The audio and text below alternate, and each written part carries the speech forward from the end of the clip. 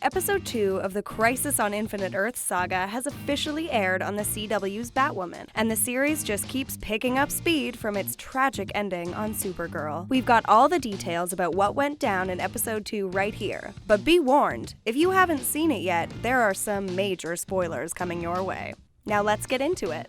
Paragon of courage.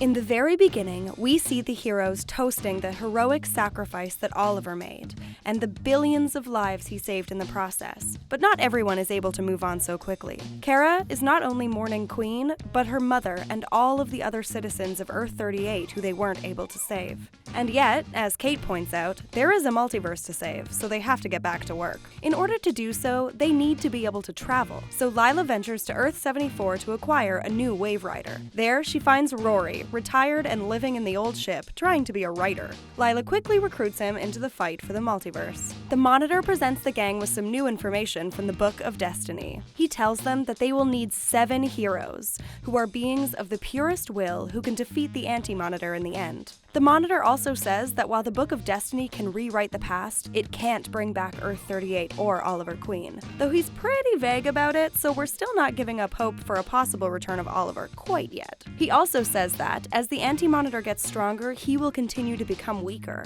and that they must find the other Paragons. Their search isn't totally from scratch, however, as he does have the identities of 4 of the Paragons already. Despite everything she has gone through, he names Kara as the Paragon of Hope. Rightly so, Kate points out that that is an absolutely ludicrous name, and the Monitor makes it clear that the Bat of the Future is a version of Bruce Wayne from Earth-99, in the future. In the process, Kara learns that the Monitor has brought Lex Luthor back to life, which causes Kara to lose all trust in the Monitor and his judgment. Which might be wise, because shortly after we see Lila still being affected by something unseen that occurred when the Monitor produced the Book of Destiny. As she struggles against this force, she is unable to stop Lex Luthor from stealing the Book of Destiny and heading out to rid the universe of Superman, which is all somehow part of the Monitor's plan. Meanwhile, Barry divulges to Iris that there might be a way to bring Oliver back by using something ominously titled the Lazarus Pit. Look, as a general rule of movies and TV, dragging people back from beyond the grave never goes well. And involving something called the Lazarus Pit just feels like a massive red flag that is not to be ignored. Clark, Lois, and Iris make it to Earth-167 and find a very familiar face. A very brawny, yet older and wiser version of Clark from Smallville, chopping wood. Just as they warn him that Lex is coming to get him, Lex shows up and zaps them all back to the ship. Back in an episode from Tales from the Crypt Keeper, the other group have found the pit and jumped in to find Oliver. While they were able to resurrect his body,